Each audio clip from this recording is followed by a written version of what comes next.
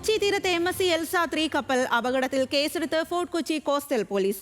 മനുഷ്യജീവനും സ്വത്തിനും അപകടമുണ്ടാകുന്ന തരത്തിൽ പ്രവർത്തിച്ചെന്നാണ് FIR. കപ്പൽ കമ്പനിക്കെതിരെ കേസ് വേണ്ടെന്ന് സർക്കാർ നീക്കം വിവാദമായതോടെയാണ് നീക്കം. എന്നാൽ കേസെടുക്കാൻ വൈകിട്ടില്ല എന്നാണ് സർക്കാരിന്റെ വിശദീകരണം.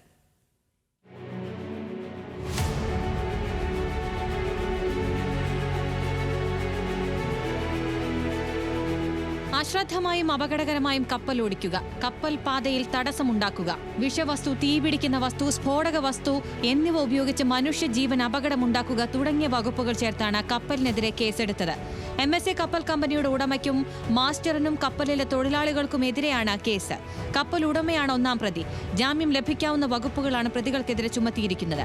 ആദ്യം പരാതിക്കാരന്റെയും പിന്നീട് കപ്പൽ ഉദ്യോഗസ്ഥരുടെയും മൊഴി രേഖപ്പെടുത്തും. അന്വേഷണം വേഗത്തിൽ പൂർത്തിയാക്കുമെന്നും കോസ്റ്റൽ AIG പഥം സിംഗ് പറഞ്ഞു. മുൻപൂർവ്വ ആക്സിഡന്റ് ഉള്ള പരാതി അങ്ങനെ ഉണ്ടായിരുന്നു. പക്ഷേ ആക്സിഡന്റ് അത് 12 നോട്ടിക്കൽക്ക് ബിയോണ്ട് ആയതുകൊണ്ട് 12 നോട്ടിക്കൽ മൈൽക്ക് ബിയോണ്ട് ആയതുകൊണ്ട് നമ്മുടെ ഡയറക്റ്റ് ജുറിഡിക്ഷൻ അവിടെ ഇല്ല.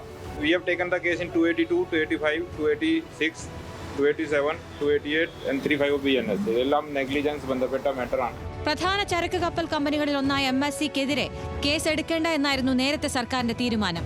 മത്സ്യത്തൊഴിലാളികളുടെ അടക്കം സമ്മർദ്ദം ശക്തമായതോടെയാണ് കോസ്റ്റൽ പോലീസ് കേസെടുത്തത്. എന്നാൽ കേസെടുക്കാൻ വൈകിട്ടില്ലെന്നാണ് സർക്കാരിന്റെ വിശദീകരണം. അന്താരാഷ്ട്ര കപ്പൽ ചാലിൽ ഉണ്ടായ അപകടം എടുത്തു ചാടേണ്ട വിഷയമല്ലെന്നും പരാതി ലഭിച്ചതിന് പിന്നാലെയാണ് കേസെടുത്തതെന്നും തുറമുഖ വകുപ്പ് മന്ത്രി VN വാസവൻ പറഞ്ഞു. ഡയറക്ടർ ഓഫ് ഷിപ്പിംഗ് അവരുടെ കീഴിലാണ് അന്താരാഷ്ട്ര കപ്പൽ ചാനലിലെ ഇത്തരത്തിലുള്ള ദുരന്തമുണ്ടാകുമ്പോൾ അതിൻ്റെ പ്രവർത്തനങ്ങളെല്ലാം പരിശോധിക്കുകയും അത് സംബന്ധിച്ച് റിപ്പോർട്ടുകൾ തരികയും ചെയ്യും.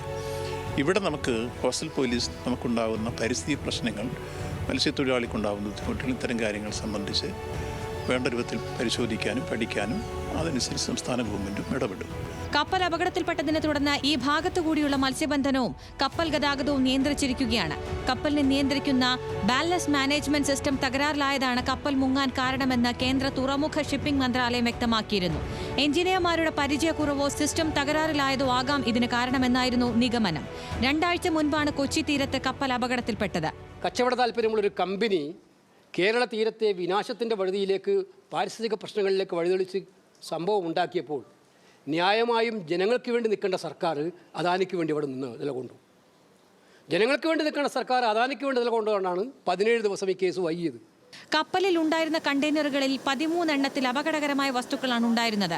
ഒരു കണ്ടെയ്നറിൽ റബ്ബർ കെമിക്കലും 12 കണ്ടെയ്നറിൽ കാൽസ്യം കാർബൈഡും ഉണ്ടായിരുന്നു. കപ്പൽ മുങ്ങിയതിനെ തുടർന്ന് കണ്ടെയ്നറുകൾ കേരളത്തിലെ പല തീരങ്ങളിലായി അടിഞ്ഞിരുന്നു.